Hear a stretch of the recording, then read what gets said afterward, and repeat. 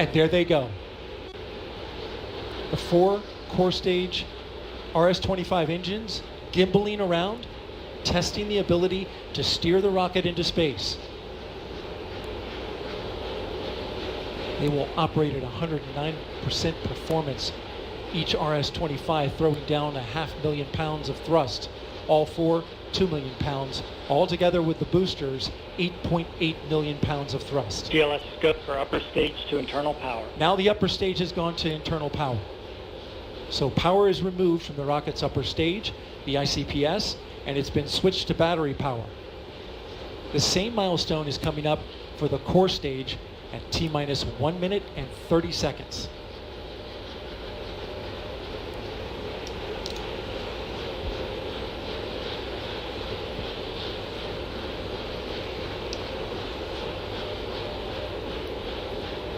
GLS scope for core stage to internal power.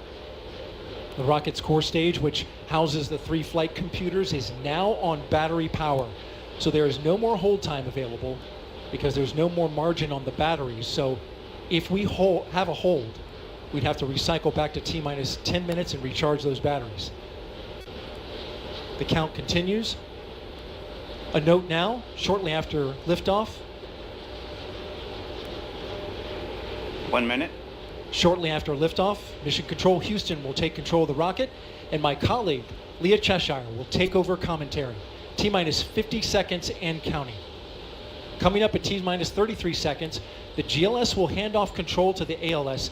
This is the autonomous launch sequencer. On board the rocket, it will take over command and control of the rocket. But the ALS will check, make sure there's no holds coming from the ground up until T-minus 2 seconds. GLS is go for ALS. And we are go for ALS. The Space Launch System is now counting down to liftoff of Orion on its maiden voyage to the moon. Launch team can no longer recycle the count. Sound suppressor water now flowing 15. under the ML. And here we go. 10. Hydrogen burn-off igniters initiated. 7, 6, 5. Core stage engine start. 3, 2, 1. Boosters in ignition. And liftoff of Artemis 1. We rise together back to the moon and beyond.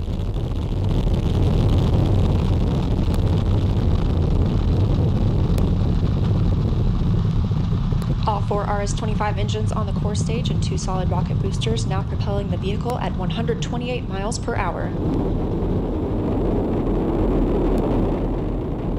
Hearing good control on the roll from teams in Mission Control Houston. All good calls so far. Now 30 seconds into the flight of Artemis 1. First milestone will be for the vehicle to pass through max Q at about 1 minute and 9 seconds into launch. This is the greatest period of atmospheric force on the rocket.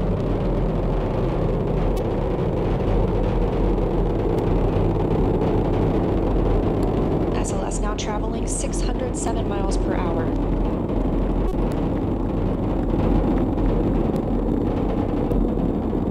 You're looking at 8.8 million pounds of maximum thrust. Quiet here in the loops in Mission Control.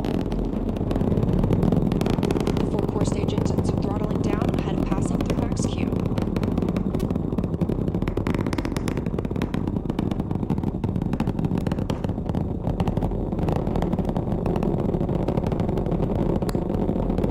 Now 1 minute, 21 seconds into the flight, traveling at 1,420 miles per hour.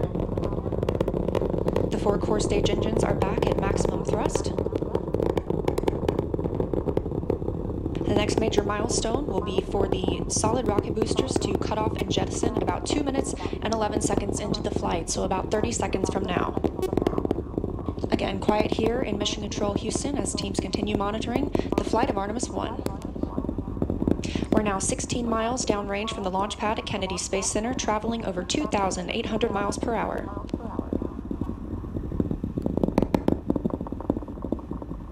Standing by for solid rocket booster jettison and shortly thereafter.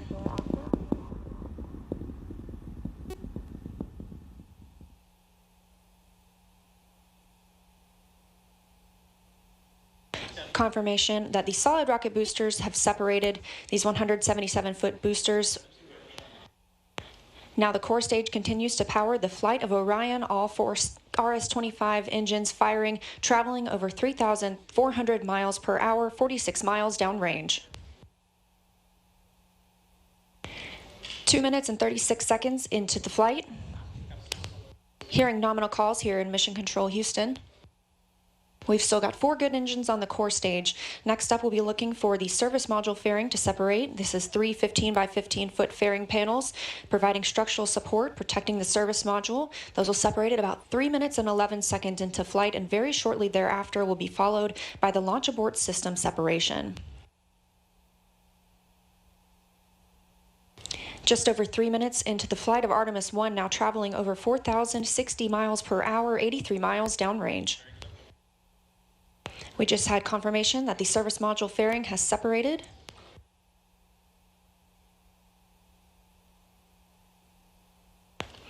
And that the launch abort system pyros have fired, separating those from Orion as well. For future crew members,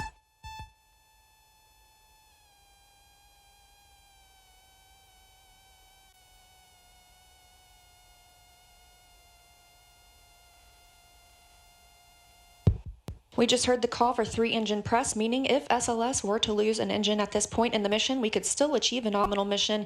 We would just have an extended main engine cutoff time. However, we still have 4 good engines, all at maximum thrust right now, powering the first flight of Artemis at 5,200 miles per hour, 148 miles downrange.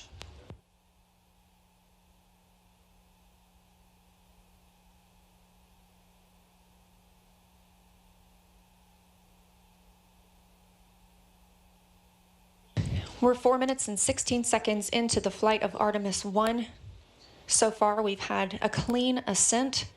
We saw those solid rocket boosters jettison about 2 minutes and 11 seconds after liftoff. Shortly after, we had the service module panels fairings separate, as well as the launch abort system. The launch abort system was inert for this flight, except to perform this separation.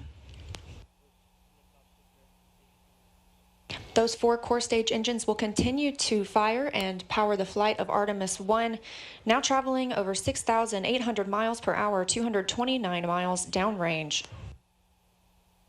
Booster flight controller reports that the engines are looking good.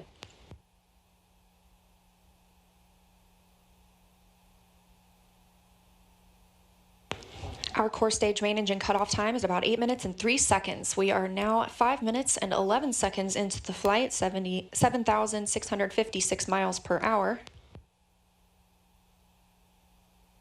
Again, 4 good core stage engines, those 4 RS-25 engines.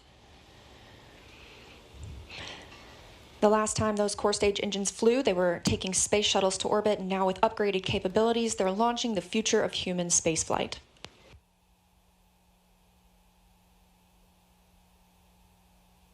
Five minutes, 42 seconds into the mission, we are now traveling 8,800 miles per hour, 345 miles downrange from the launch pad at Kennedy Space Center.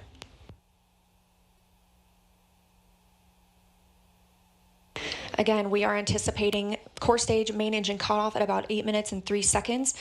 And about 10 seconds later, we'll see core stage separation, at which point Orion and the interim cryogenic propulsion stage will be flying free. Now traveling over 10,000 miles per hour, 6 minutes and 15 seconds into the flight of Artemis 1, 427 miles downrange. Quiet here on the loops in Mission Control Houston. Teams continue to monitor this first flight.